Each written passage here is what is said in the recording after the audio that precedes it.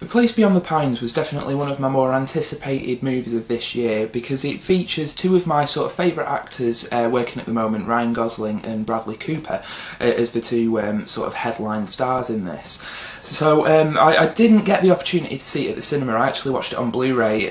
This is the Zavvi exclusive limited edition steelbook, which is really nice.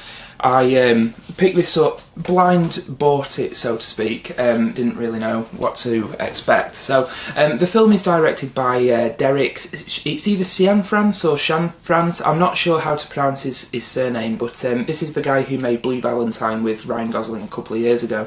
Now the film is very much a film divided into three sections, very distinctly divided into three sections, the first of which follows Luke, who is played by Ryan Gosling. Now this is sort of down on his luck stunt bike rider at, sort of local fairs. He does stunts and just about scrapes together a living. His sort of ex, who he saw about a year prior, played by Eva Mendes, turns up. And it turns out through a series of events that she has a child and it's his from a year ago.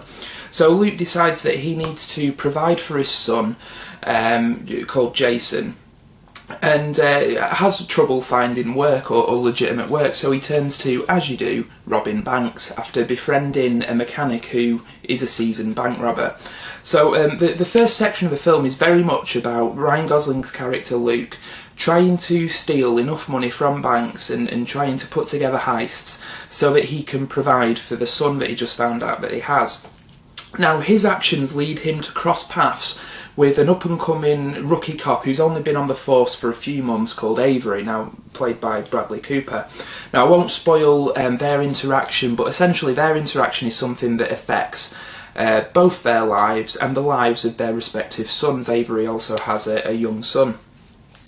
So after their interaction, the film is then passed over to Avery, and we follow him as the main character and sort of leave Luke behind.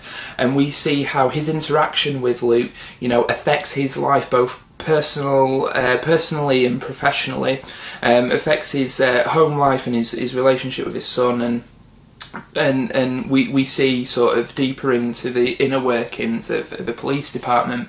And then the third section of the film jumps forward about 15 years and we follow the respective sons of both characters. So you have Luke's son Jason, now 15, and also AJ, Avery Jr. The last section of the film sort of follows their lives and what happened to them after they grew up. So essentially the film itself is actually quite, it's not something you see very often, is that you'll introduce a main character, in this case Luke, played by Ryan Gosling, and then after about an hour into the movie, the baton is passed to another actor and they continue the film, and then it happens again for the third section. So from that perspective, I thought it was a really interesting movie. I have to say that all the performances in this are pretty great, to be honest. Ryan Gosling does his usual sort of, strong, silent type. I do think he's at risk of becoming typecast between this, Drive, and Only God Forgives. I think he needs to do something different, which he did do around the time he did Drive. He was in Crazy Stupid Love, which was a movie that I actually really liked and I thought he was great in. I do think, though, he needs to sort of leave these roles behind to a certain extent. This is something I was discussing with my partner while we were watching the movie. I thought Ryan Gosling was great. I mean, don't get me wrong, he's always great, and in this film he's given quite a lot to do, but it's always in the smaller moments, the quieter moments, that he really sort of shines through, and it's almost a shame that we sort of leave his character behind an hour in.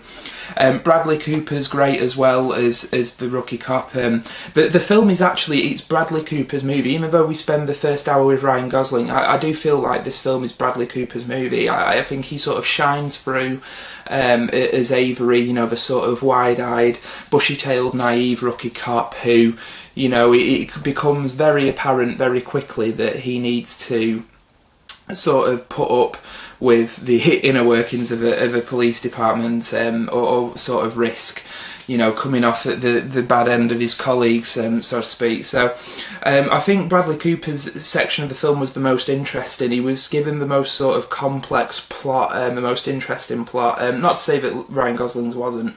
But it's interesting to see how the cause and effect of their interaction affecting, you know, the rest of the movie, and I thought it was very interesting from that perspective. And the weakest section of the movie is probably the third sort of section where, you know, we catch up with the kids of both characters.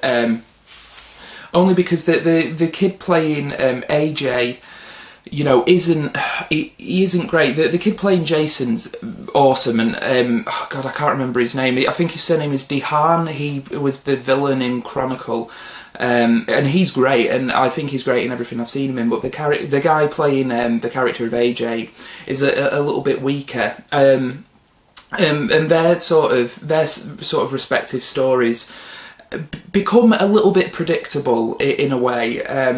So that was a little bit of the criticism, but I did enjoy it. I did think this was a really good, solid sort of heist thriller, family drama movie. I thought I really, really enjoyed it, and it's one of the sort of better, most interesting movies I've seen this year.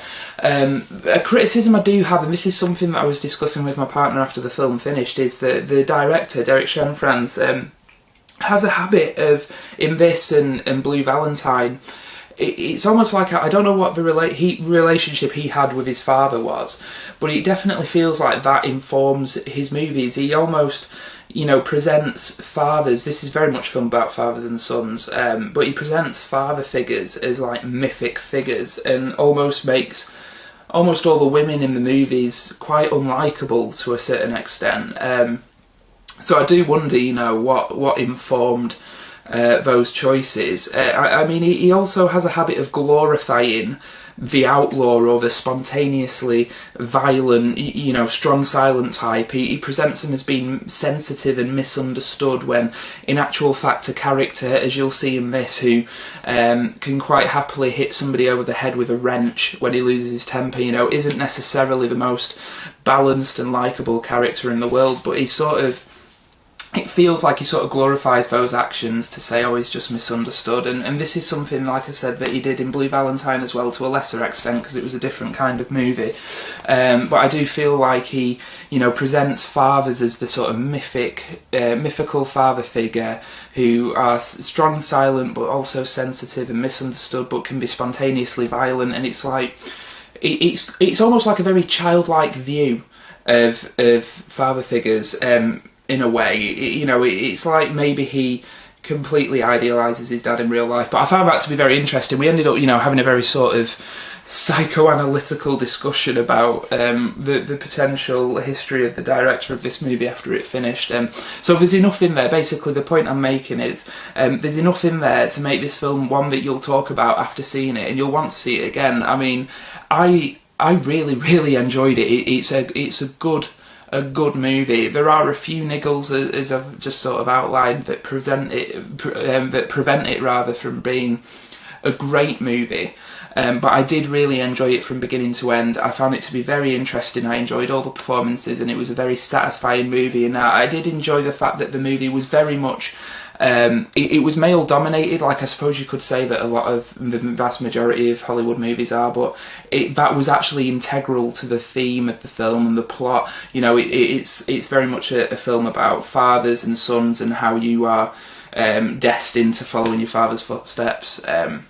So from that perspective, thematically, it's very interesting. I would highly recommend The Place Beyond the Pines. I mean, I was looking forward to it because of the actors involved. The title sort of put me off. I thought, oh, is it going to be a sort of Oscar bait family drama? But no, it's very entertaining. It's very well shot. It's beautiful to look at. The bank robbery scenes are great. A lot of them are done in sort of one take. Of Ryan Gosling getting away on his motorbike. It's a really well put together film. It's very satisfying, and thematically it's very interesting. So I highly recommend The Place Beyond the Pines.